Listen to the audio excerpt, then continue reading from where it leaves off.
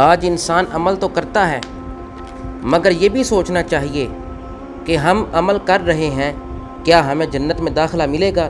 حضرت عبداللہ بن عباس سے مروی ہے کہ حضور اکرم نبی رحمت صلی اللہ تعالی علیہ وسلم نے ارشاد فرمایا، جب اللہ رب العزت نے جنت کو تخلیق کیا، اس کو پیدا فرمایا، تو اس میں وہ ایسی نعمتیں پیدا فرمائیں جو کسی آنکھ نے دیکھی نہیں، نہ کسی انسان کے دل میں اس کا خیال آج تک آیا۔ پھر جنت نے اللہ رب العالمین سے کلام کیا، قد افلح المؤمنون، 3 مرتبہ یہ کہا قد افلح المؤمنون، تحقیق مومن فلاح پا گیا، مومن کامیاب ہو گئے۔ پھر کہا اے اللہ رب العزت، 3 بندوں پر جنت حرام ہے، یعنی کہ میں حرام ہوں، ہر بخیل پر میں حرام ہوں، ہر منافق پر میں حرام ہوں، اور ریاکار کے لیے بھی میں حرام ہوں۔ ہر بخیل جو بخل کرتا ہے، کنجوسی کرتا ہے، اپنے مال کو اللہ کی راہ میں خرچ نہیں کرتا، میں اس کے لیے حرام ہوں۔ زبان سے کلام اور صادر ہو رہا ہے، دل کی بات اور ہے، زبان پر بات اور کرتا ہے، وہ منافق مجھ میں کبھی داخل نہیں ہوگا، اور ریاکار کے لیے بھی میں حرام ہوں۔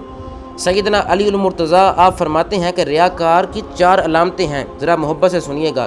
تنہا عبادت میں سستی کرنے والا، لوگوں کے سامنے تو کثرت کے ساتھ آپ عبادت کریں، لوگوں کے سامنے تو رکوع و سجود کثرت کے ساتھ کیا جائے، مگر جب تنہا بیٹھے ہم تو عبادت میں سستی کی جائے۔ اس کے بعد فرمایا لوگوں کے سامنے خوشی کو ظاہر کرنا، ویسے خوش نہ رہنا مگر مسرت کو، خوشی کو واضح کر دینا، لوگوں کے سامنے، مجمع کے سامنے، عوام الناس کے سامنے، لوگوں کے سامنے خوشی کو ظاہر کرنا، حقیقتاً خوشی نہ ہو، حقیقتاً مسرت نہ ہو، مگر خوشی کو ظاہر کرتا ہو، فرمایا وہ بھی ریاکار ہے۔ فرمایا جب اس کی تعریف کی جائے تو وہ عبادت میں کوشش کرتا ہے، رکوع و سجود زیادہ کرنے لگ جاتا ہے۔